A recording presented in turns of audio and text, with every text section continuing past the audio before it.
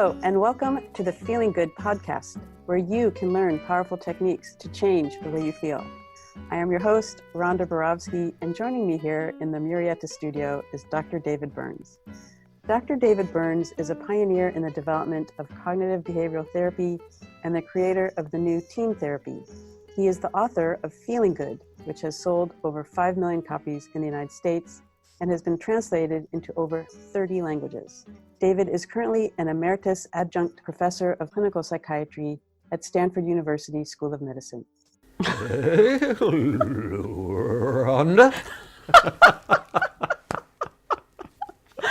Gosh, David, that is one form of creativity I hope you never give up.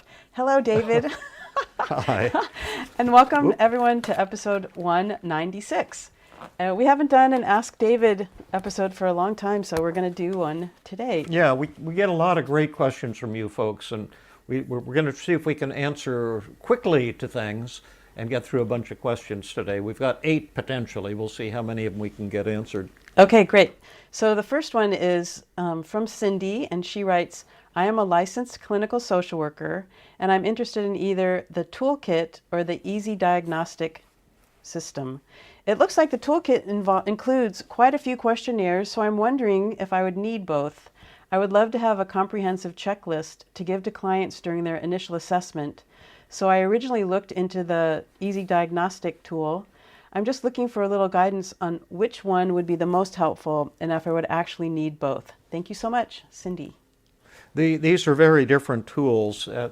First, comparing the toolkit with the ebook, it's like let's say that you're going to have a garage for fixing cars.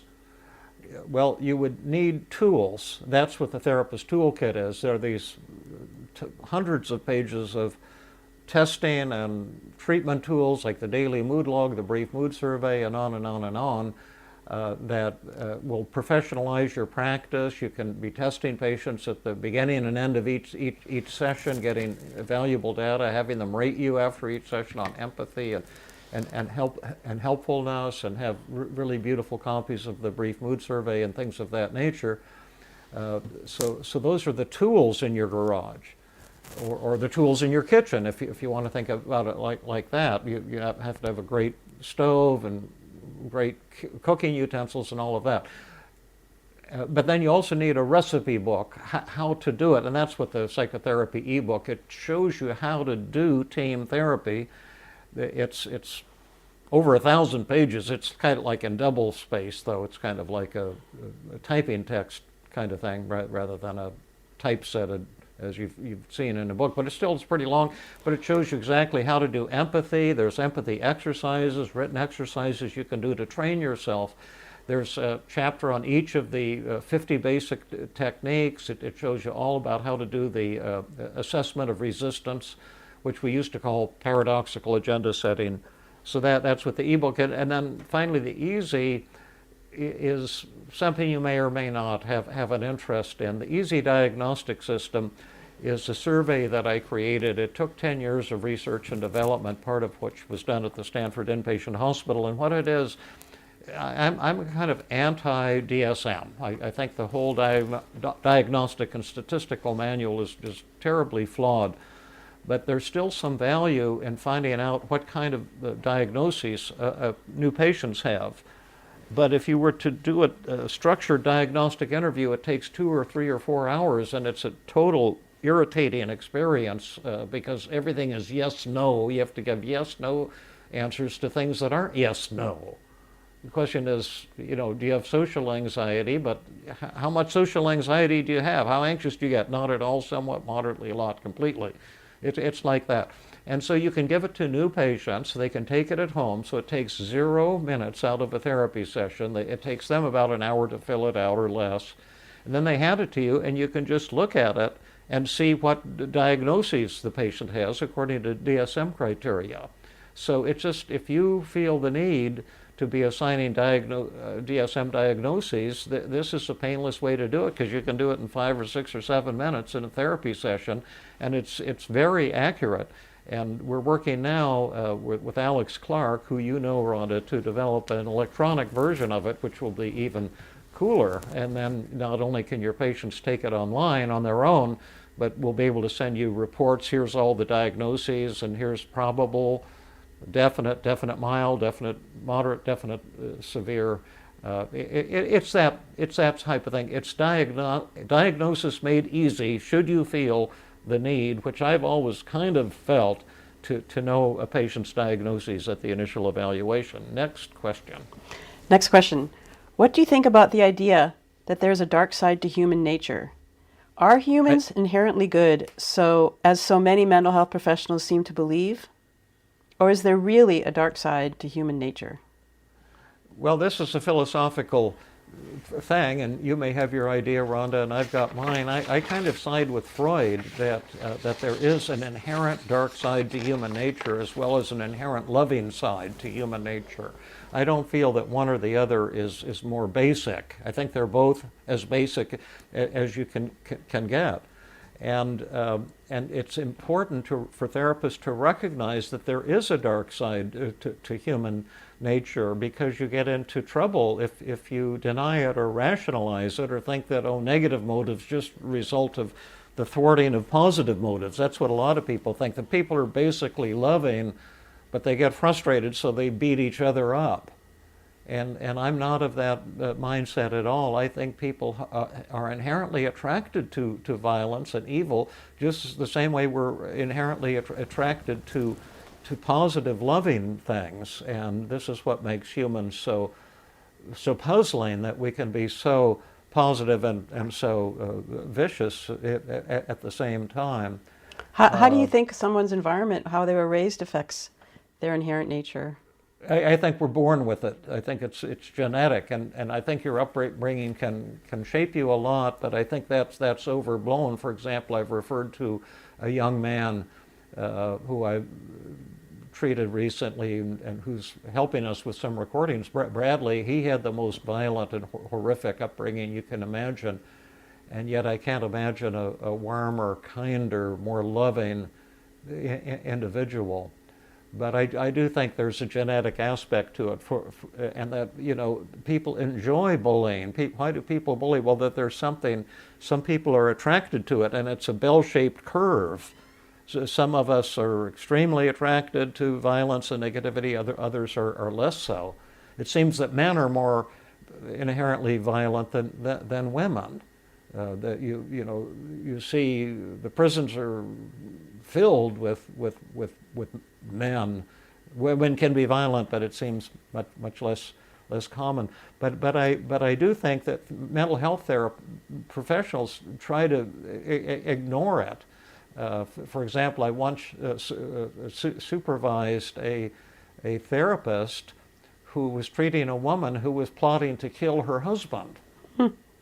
And she was trying to help her develop better self-esteem, thinking that somehow she'll have self-esteem, she won't murder her husband. And I said, listen, you're barking up the wrong tree here. You need to contact the police. This is illegal. You have a legal responsibility to warn this man and to contact the authorities. And she said, well, then the patient will probably fire me. I said, glory, hallelujah. Yeah. Go for it. What a relief that would be, because we have a legal obligation to protect victims. But yes, it was just hard for her to see that this woman was responding to violent impulses that were deep within her. For example, it's not all about having a violent childhood or something like that. You see, my wife and I know a number of serial killers, and they're our best friends. We love them tremendously, but their favorite thing is torturing and killing others. Do you know who these serial killers are?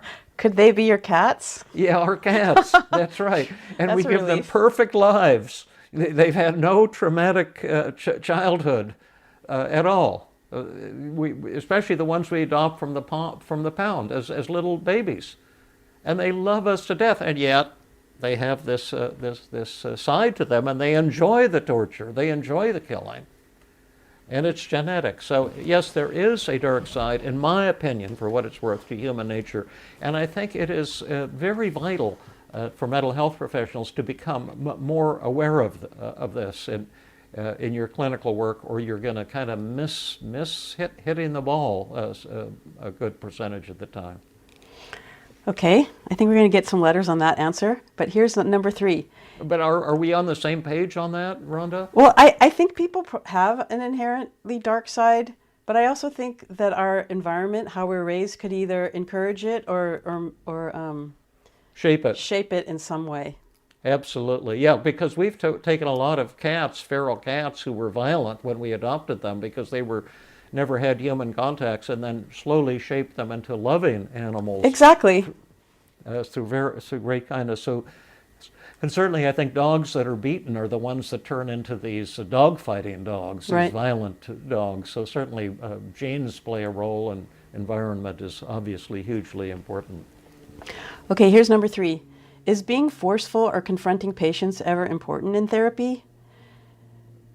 Yes, absolutely. It has to be done in a loving way with high empathy scores and high trust scores. But I think sometimes we do have to challenge and confront patients. For example, the technique you and I have demonstrated, and which we've shown in live therapy, externalization of voices, is a very aggressive technique in a way. It's very forceful. We attack people with their own negative thoughts. Now, you have to do that in a loving, collaborative way, but it's an incredibly forceful technique, and most therapists are afraid to use it for that reason. But it often brings about a cure in a single therapy session, and I mean not just a reduction of depression, but catapulting a person into euphoria.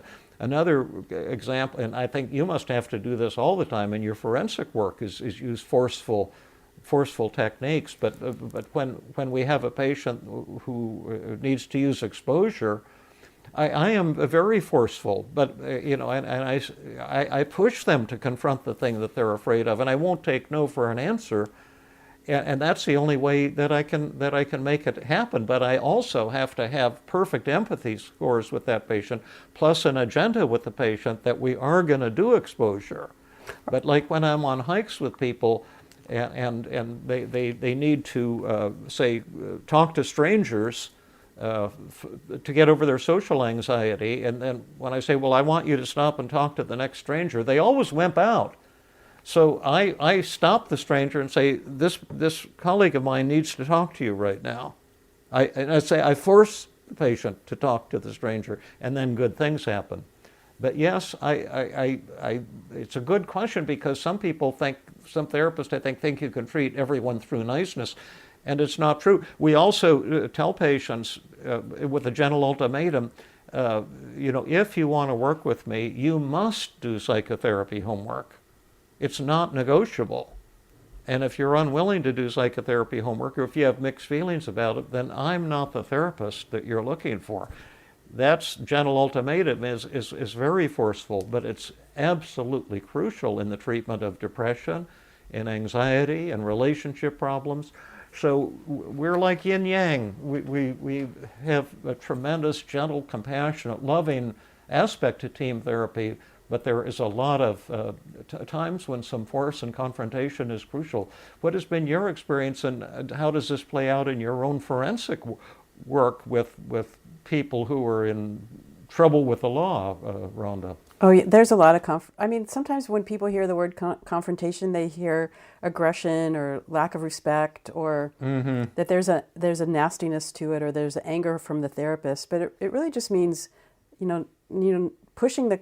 pushing your patient past their comfort level for a good reason. Yeah. Like I've seen a videotape of you when someone was saying, she was saying, oh, if I have a panic attack, I'm going to have a heart attack. And you videotaped the session, got her permission to show it. And she was begging you, don't make me do this, stop. She was crying. And if she had been my patient, I would have stopped. But you just stayed really calm and, very loving tone of voice and encouraging, and said, no, keep going. Yeah, until do these she jumping felt resolved. jacks. See if you get a heart attack. Let's see if you're about to have a heart attack. Yeah. And she found relief for the first time in her life when that was over. Yeah, she was cured in 6 minutes, and if I hadn't been forceful, she'd been in 10 years of severe depression and severe panic disorder at that point. And if I hadn't been forceful, she'd still be struggling with depression and panic disorder today. True, true. Okay, let's do another one. Okay. This is a really interesting question. What is the 5-session schizophrenia cure? I'm sorry. What is the 5-session schizophrenia cure? Hello, David. I recall you saying in one of your trainings given in San Diego a while back that you could cure schizophrenia in 5 sessions using the team protocol you taught us. Is there a special protocol for schizophrenia? I hope that this finds you, your family, and everyone else doing well and being healthy. Kind regards, Leslie Faden. Leslie, yeah, that's just first name's enough. Leslie. Yeah, well, I wanted to publish this note because it's so easy for people to think they heard you say something that you didn't. And in point of fact, I have always said, I started out my internship and residency in Highland Hospital in Oakland, California, which is a big community mental health center, and we had hundreds, thousands really, of patients with severe schizophrenia. And if there's one thing I learned is that there is no cure, sadly, for schizophrenia. The medications can help somewhat. Psychotherapy can be very meaningful for someone with schizophrenia, but you're not going to cure them of schizophrenia. You can help them with their depression, with their dating, with the way they function. But sadly, schizophrenia is a true brain disease of unknown cause, and it's tragic and horrible. And my heart goes out to anyone who's struggling with schizophrenia or has a family member who's struggling with schizophrenia. And this is something where science is hopefully one day going to lead us to understanding the cause, and then perhaps having a preventive treatment for schizophrenia once we understand what's causing it. But I think your point is that you can use the team model to help someone who suffers from schizophrenia with their relationships or with their depression or hopelessness or their anxiety, or maybe with their own a habit that they have. Yes. In fact, at my hospital in Philadelphia, I was at an inner city hospital, used to be called Presbyterian University of Pennsylvania Medical Center, and we created a large cognitive therapy program there for the people in our community. And it was very inexpensive. We treated people all day long with group cognitive therapy. And there were very poor people, homeless people, many people with schizophrenia. And the hospital even developed a house there for people with chronic schizophrenia, intractable, kind of hopeless cases, really, people who couldn't survive on their own. But what did they do? They worked all day long with the 5 secrets of effective communication, learning to communicate with people better, and also the daily mood log and changing the distortions in their thoughts. And the community loved that we had developed this program. And they would have a feeling good day every 6 months at our hospital, and they had a feeling good jazz band, and they had feeling good songs, and hundreds of people would come to these 6-month celebrations. And then the patients in our unit would get up and give testimonials, and their families, most of them people with severe schizophrenia, and say how grateful they were for the programs that we had created. And so it was a very loving and joyous experience for me. I found that population easy to work with because they were so poor. They were grateful for what we were doing for them, but sadly we weren't thinking that we could cure schizophrenia. That's something to look forward to in the future. Great, thank you. Here's the next question, David. How do you suddenly switch into sitting with open hands during a session? Agenda setting or assessment of motivation isn't just one step in team, but something... Oh, I'm sorry, this was your... Sorry, never mind. I was reading the wrong thing. So here's the question. You can read it again. Okay, so here, agenda setting or assessment of motivation isn't just a step in team, but something a skillful therapist can intuitively do at any moment. Yeah, Yep. that Jeremy Carmel, who I'm working on the Feeling Great app with, was the one who posed this excellent question, and you're just absolutely right. You see, in team, before we use methods to help you talk back to your negative thoughts like I'm a loser, I'm a failure, I'm not as good as I should be, I shouldn't have screwed up, I should have done this, I shouldn't have done that, the way we beat up on ourselves, we do the assessment of resistance to wipe away the patient's resistance to change. And that makes it much easier to use techniques. But every now and then, even having done that, someone will start fighting us in talking back to one of their negative thoughts. And that's where you need to switch back to sitting with open hands. And I don't know, did I give this example? I'm trying to remember with the young man from Israel who'd been in a rock band in Israel. Does Yes, that sound? you have. We've Yes. given that one. I think so. I think another example, we did a session recently with Sarah, who had been, and I think we've probably published that by the time this one was Yes, that was published. 193. We published it in the beginning of June. Oh yeah, 193. But I was working with her on her negative thoughts, and she'd had a lot of stomach trouble, and she was having intense panic and anxiety, and she was telling herself, because I'm a mental health professional, I shouldn't be so anxious. I should be able to get over this.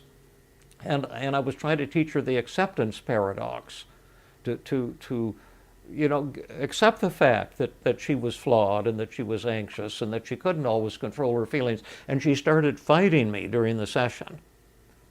And by that, I mean, it was clear she wasn't going to talk back to that thought. She didn't want to change. She wanted to cling to her high standards. And so I said, I sensed that. Oh my gosh, I'm stuck. She's fighting me. That's when you open your hands and you say, well, listen, I'm thinking maybe it's not such a good idea to talk back to that thought. Let's go revisit the assessment of resistance and our positive reframing and say, what does this thought show about you that's positive and awesome? And what are some benefits to you in giving yourself that thought? And then we made a list of, went back to agenda setting and quickly made a list of 5 or 10 really great things about beating up on herself. Then I said, well, gosh, maybe we shouldn't try to change that then. This seems to be working for you. And then, as paradoxically happened, she said, oh no, I see what you mean. I want to defeat that thought. And then she defeated it very readily. Mm-hmm. But you've got to be able to switch between opposite points of view.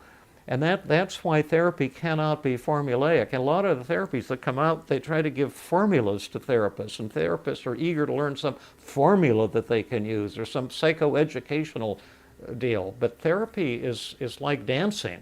It's like Fred Astaire or great dancers. It's a beautiful art form, and you have to be willing to change your tune at the flash of a moment, responding to where the patient is at. Nice. Okay, here is a question about obsessive compulsive disorder. Are there manifestations of obsessive compulsive disorder that have common links or hidden emotions? Do you hear one person's description of their OCD and immediately have an idea of what might cause it? For example, do a majority of contamination OCD sufferers have a common reason for that specific type of OCD? Yeah, well, the hidden emotion is another art form, and I don't always see it at first. We had a previous podcast on the hidden emotion technique and went into this in quite a bit of detail. But it's not just OCD, but all of anxiety can be a symbolic expression of what the patient is some deep fear, some deep problem in that patient's life.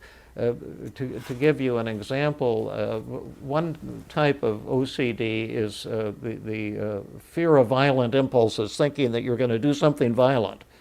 And this is not the same as violent people who aren't afraid of doing something violent. They just want to do something violent. But the OCD patients are the nicest people in the world and often have trouble dealing with negative emotions like anger, so that you shuffle it under the rug, and then it comes out indirectly as OCD or a panic attack or something of that nature. But I remember treating this doctor who reminds me a little of where I'm at right now, because he was the nicest guy in the world, but he was working 60 hours a week, and he was so kind. He was treating many people for very little money. He was working in the poorest area of Philadelphia. He was a high-powered guy, but he was just giving all the time. And lately, I've been kind of working kind of 60-hour weeks myself, and it can get a little exhausting sometimes. But his wife had a baby, and then they lived on the second floor of an apartment building, and they'd walk out and walk downstairs, and when he'd have the baby outside, he'd have the sudden fear that he was going to throw her over the railing. And this was freaking him out, like, oh my gosh, what if I kill my baby? Well, what was the hidden emotion, Rhonda? What was the hidden emotion? Yeah, you have to be a poet to say what are this man's symptoms telling us that his mouth cannot because he's too nice. He was angry. Angry about what? I'm sorry, I lost my focus for a second. He was taking his baby for a walk, and he felt... Well, every time he walked out of the apartment, there on the second floor, he thought, well, what if I throw her over the railing now?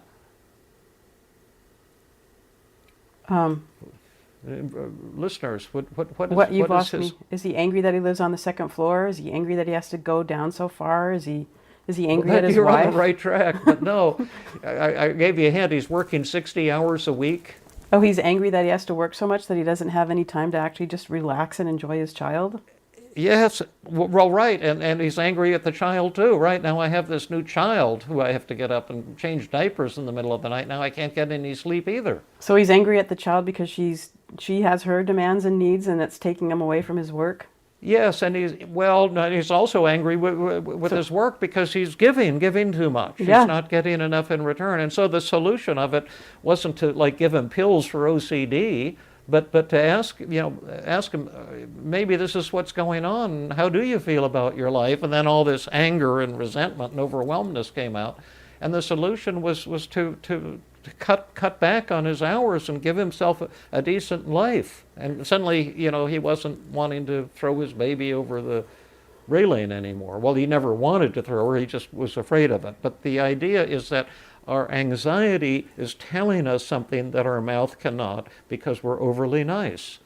Mm-hmm. And there isn't a formula that you can look it up in a book. You just have to think symbolically, like what might these symptoms be telling us. Now, this is not true of depression, it's not true of anger, it's only true of anxiety, but this hidden emotion model is very powerful because if you can help the patient bring it to conscious awareness and then solve the problem, generally the anxiety will disappear. But it's right, hard. And that's why you have 50 or 100 or 200 methods, because you could try a hidden emotion. If that didn't work, you could try something else. Or maybe with him, you would have tried exposure. How could you do that? You couldn't do that. So you would try hidden emotion. Well, you could do cognitive exposure. You could have him fantasize throwing her over the railing, and that will freak him out. And if he sticks with that fantasy, eventually the fantasy will go away. So that would be a delightful technique. But often, even when you use techniques like that, the feeling still will not completely disappear, the fears, because the hidden emotion thing hasn't come out yet. Yeah. And when the hidden emotion thing, if you can help them bring the hidden emotion to conscious awareness and deal with it, then typically the anxiety will go to zero. That was awesome. So we have two more. Okay. Here's a question about racism. Hello, David and Rhonda. Thank you for your amazing podcasts, especially episode 183. Thank you, Rhonda, for bringing this important subject to the table. It makes me think of some I have watched on the Red Table Talk with Jada Pinkett about the subject of racism. I have two questions. The first is simple, about the phrase, I love you to death. I live in Europe, and that's not what we say to people, except if we're in a romantic, passionate relationship. Could I say instead, I appreciate working with you, or I appreciate our collegial relationship? Is that good enough stroking? Yes, absolutely. Language is important, and as a therapist, you have to watch your language. And if something I might say on a podcast might not be appropriate for a therapist to say. So, point is well taken. The way you express yourself is very important. You don't want to give people the wrong idea, or make them feel uncomfortable. Okay, and her part two is, what if Steve, the person I talked about in that podcast Can you 183, summarize what you said, what that podcast was about, in case our listeners can't remember? um, well, I Well, had, I'll you say do.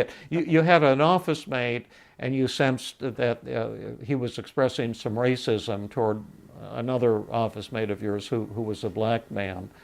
I think that's the beginning and end of it, and you were thinking you wanted to say something to your office mate, Steve, and that's what that podcast was Right, and we, about. And we here's, practiced a 5 secrets response to yeah. him. Yeah. Okay, so what if Steve answered that he indeed is racist and can't stand African Americans or South Americans or other groups? What would Rhonda answer to that? It would be, So if you ask your office mate about it, he says, "Of course I'm racist. I can't stand black people. I can't stand Mexican people, or whatever." Then what would you say to that person? That's the question. that's the question. Well, whenever there's a conflict or a challenge in the relationship, you really, as you've talked about, you really only have you have three choices. You have three options. You could get out of the relationship, just accept the status quo, or take responsibility and do whatever you can to heal the relationship or improve the relationship. And I think in that situation, I might choose to end the relationship or not be as close to the person. I might not want to put effort into developing a relationship with somebody like that. Yeah, and that's always a good option, because I can think of people right now that I don't really particularly like or trust, who I do not want to be in a good relationship with. So certainly, we can choose who we want to try to be close to. Another option with this person would be to use the 5 secrets and encourage them to go, "Gosh, tell me more about your thinking. It sounds like you really had bad experiences with black people and Hispanic people, and have developed some intensely negative feelings toward them. Let me pick your brain on that and see if I can understand, more what your thoughts and feelings are, and to treat that." And you can treat that person with respect and actually develop a better relationship with them if you choose to do that. And sometimes this can be an enlightened thing to do. And I've given many examples of that in previous podcasts. Again, it's a choice you have to make. But people who I've been totally repulsed by, like the boys that were threatening to beat me up when I was driving my car, and they were cursing at me and throwing beer cans at my car, and shouting obscenities. And then I really treated them with warmth and respect. And they just melted in my hands and offered to come over to my house and help. I had this carpet cleaner that I was taking home, and they said they had a dog too. I told them about my dog who was dying of cancer, and he can't control himself, and carpet cleaners. I was just really nice to these boys. I treated them with warmth and kindness, and they totally melted, and there are many examples of that as well. So that's another option. And again, the choice is entirely yours. There's no one correct way to live your life. And what you said, Rhonda, also is often exactly the right thing to do. Okay, here is our final question for this episode. What if there are more advantages than disadvantages of perfectionism when you do a cost-benefit analysis?